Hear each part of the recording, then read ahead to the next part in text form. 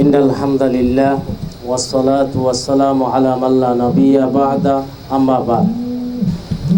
আজকে আজিহান পাবলিকেশন কর্তৃক আয়োজিত ছোটদের বিভিন্ন বিষয়ের সিরিজ এবং সিরাতের মোড়ক উন্মোচন অনুষ্ঠানের অনেক অতিথিবৃন্দ এসেছেন।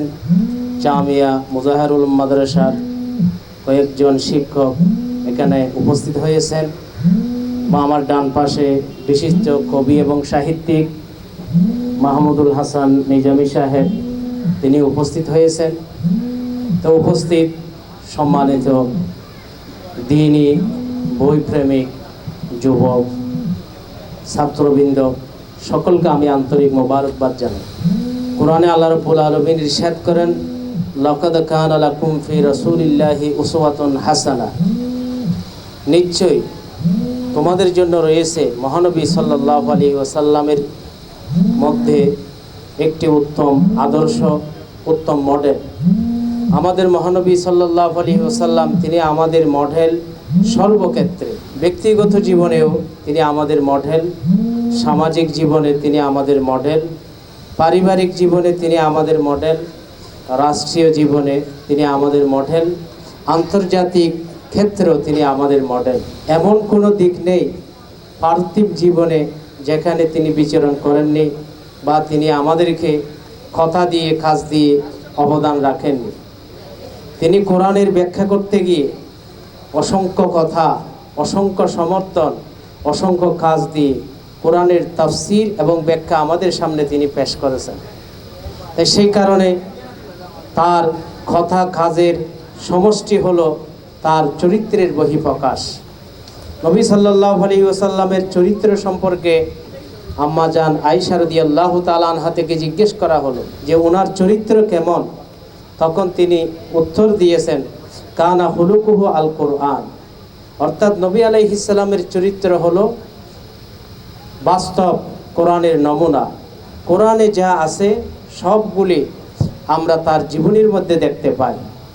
তাই আল্লাহ রাব্বুল আলামিন যাই কোরআনে আদেশ করেছেন বা নিষেধ করেছেন সবগুলি আমরা তার মধ্যে দেখতে পাই। অর্থাৎ তিনি কোরআনের বাইরে কোনো কথা বলেননি, কোরআনের বাইরে তিনি কোনো কাজের সমর্থন দেননি, কোরআনের বাইরে তিনি কোনো কাজ তিনি করেননি। তাই সেই কারণে আল্লাহ রাব্বুল আলামিন কোরআনে বলেছেন, ইরশাদ করেছেন, মা ইয়ান্তিকু আনিল হাওয়া ইন হুয়া ইল্লা ওয়াহয়ু ইউহা, অর্থাৎ মহানবী সাল্লাল্লাহু আলাইহি ওয়াসাল্লাম তিনি নিজের পক্ষ থেকে কখনো কোনো কথা বলেননি। যাই বলেছেন সবগুলি আল্লাহর পক্ষ থেকে, হয়তো ডাইরেক্ট ওহির মাধ্যমে অথবা বাতিনি বা পরোক্ষ ওহির মাধ্যমে। আমরা ডাইরেক্ট ওহিকে সাধারণত ওহিয়ে মতলু বা কোরআন বলে থাকি, বাতিনি ওহিকে আমরা সাধারণত সুন্নাহ বা হাদিস নাম দিয়ে থাকি। তা আল্লাহ রাব্বুল আলামিন তাকে যেহেতু আমাদের মডেল বানিয়েছেন, তিনি ছোট্ট ছোট্ট বিষয় পর্যন্ত আমাদেরকে শিখিয়ে গেছেন। কিভাবে হাতের নখ কাটতে হবে, জুতা পরিধান করতে হবে, মাথায় তেল দিতে হবে, সবগুলি তিনি আমাদেরকে শিখিয়ে গেছেন। একজন আমাকে প্রশ্ন করলেন যে নবী সাল্লাল্লাহু আলাইহি ওয়াসাল্লামেরও কি নামাজ কাজা হওয়ার প্রয়োজন ছিল? কারণ আমরা ইতিহাস দেখতে পাই তিনি জীবনে দুইবার নামাজ কাজা করেছিলেন। একবার আহজাব যুদ্ধের সময়ের মধ্যে তার আসরের নামাজ কাজা হয়েছিল, আরেকবার তিনি যুদ্ধ থেকে ফেরার পথে ফজরের নামাজ কাজা হয়েছিল।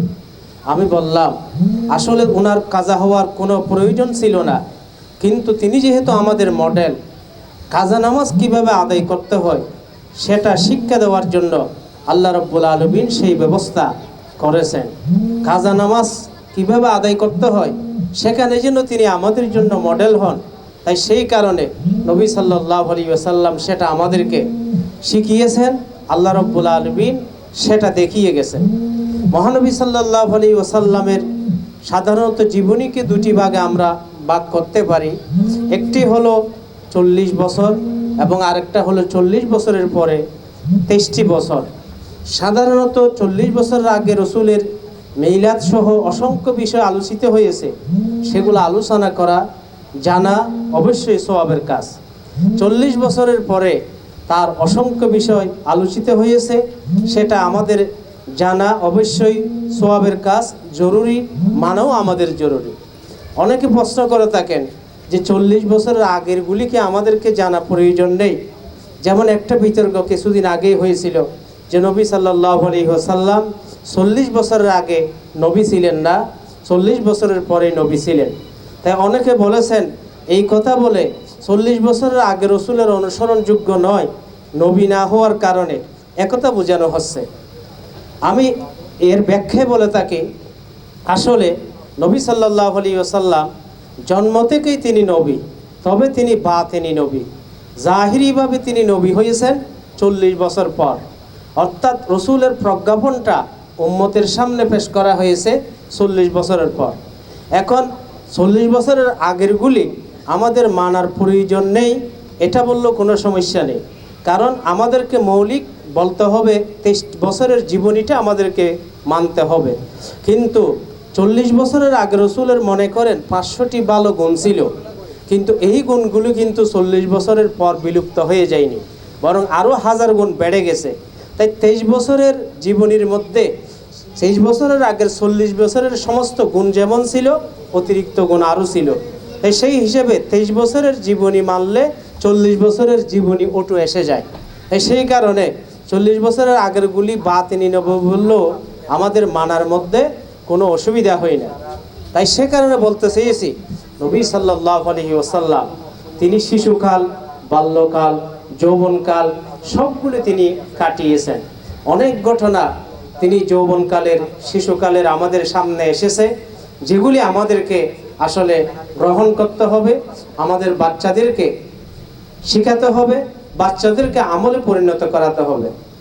এই কারণে নবী সাল্লাল্লাহু আলাইহি ওয়াসাল্লামের অবদানের কারণে হাদিস থেকে আহরণ করে পৃথিবীর মধ্যে শিশু সাহিত্য নামে হাজার হাজার বই রচিত হয়েছে। আজ জিহান পাবলিকেশন শিশু সাহিত্য নিয়ে কাজ করে যাচ্ছে। 5টি বই আজকে মোড়ক উন্মোচন করতেছে এবং সিরাতের উপর একটি বই মোড়ক উন্মোচন করতেছে।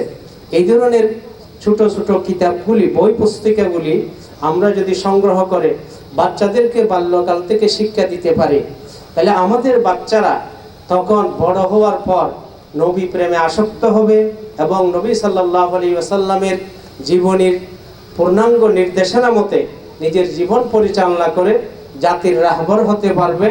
অতএব আসুন আমরা এই শিশু সাহিত্য সহ রসুলের জীবনী গ্রন্থগুলি আমরা ক্রয় করি, গ্রহণ করি।